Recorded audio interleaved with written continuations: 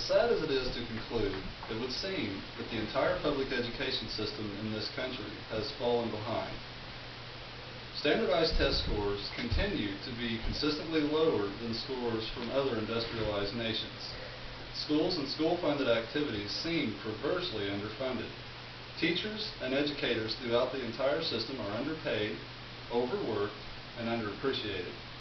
In my opinion, a complete reevaluation of the public school system should be considered. I have here a red apple to remind us of a simpler time when it was customary for students to bring their teacher an apple as a gesture of their appreciation, and also partially as payment for their services as a teacher. Teachers are among our most important professionals, and the education of our children among our greatest responsibilities. If we fail to prepare our children for the future, all of our futures could be at stake. Think about this for a moment. In 1992, 12th graders in the United States ranked 19th in mathematics, 16th in science, and dead last in advanced physics among 21 industrialized countries that were studied. Yet the U.S. was spending an average of $11,000 per student, which tied them for first place with Switzerland for the most money spent per student. Imagine, since 1960, with inflation adjusted, that's an increase of 212%. I believe we should expect more from our education system. We should expect more from our teachers and educators, and we should expect more from ourselves. Maybe part of the problem is the hierarchical subsystem interwoven into the public school system. Maybe, as the old saying goes, there are too many chiefs and not enough Indians.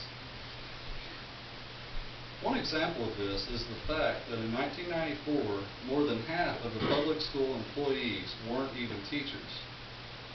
Also consider that between 1985 and 1995, Kansas City, Missouri was spending more than 280 of the other largest school districts in the U.S., but could show no recordable evidence of any academic gains whatsoever. To me, this indicates a problem with the way the public schools funding is being managed. It may also be a problem with the methods that are being used to educate in the classroom. Either way, our current public school system needs to be reevaluated and reformed. To begin the process of reform, it needs to begin with us being the parents or guardians of school-aged children. We need to be diligent in the pursuit of a better education for our children. We need to be part of that education. We cannot solely leave it up to the educators and teachers in the school system.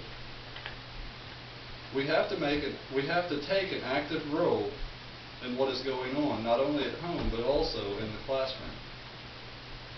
Our children's future and our future depend on it. To take a more active role at home, parents and guardians should start early. Studies have shown that students who are introduced to educational material at earlier ages have significantly higher test scores throughout school. Continuing to show interest and be involved whenever possible is also essential to a child's development. In many cases, if someone close to a student doesn't show interest in the student's education, neither will they. The view that the public school system should bear the full weight of a child's education and development is preposterous, though in today's society, in many homes, that is the expectation. Parents and guardians of school-aged children should also take an active role in what's going on in the classroom. One way to achieve this would be to attend local school board meetings and take an active part in discussions and decisions that take place there. Petitioning local, state, and federal legislators to reevaluate the current system may also prove helpful.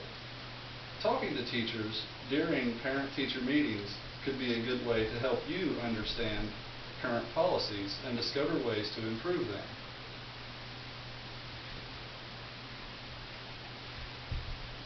Donating your time to help with school activities and functions could also be worthwhile. If you're not sure what to do, ask someone. Ask a teacher or a principal at your child's school. You may also ask your children and be surprised by the inventive ideas that they may come up with. The key is to do something rather than nothing. Just being involved will increase your child's likeliness of success. Of course, we alone cannot fix the public school system. We need cooperation between legislators, educators, and ourselves. We need to pinpoint the most effective teaching methods and apply those methods in the classroom. And a balance needs to exist between administrators, teachers, and other staff in the public school system. Now is the perfect time to act. With $4 billion in competitive educational grants recently being released as part of the Race to the Top program. Many guidelines have been set forth for schools to actually receive funding, but the application process is being broken up into 2 rounds. The second round being for those that didn't apply the first time. They can make changes and reapply.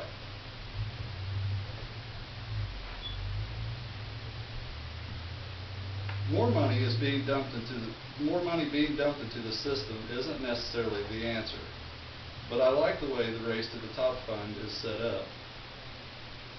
For example, in order for schools to qualify, they must adopt classroom material that meets national standards, and they must use nationally standardized testing to evaluate the results.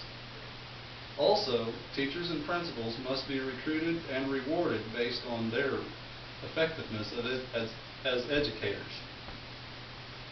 In closing, I ask each of you to think seriously what you expect from the public education system.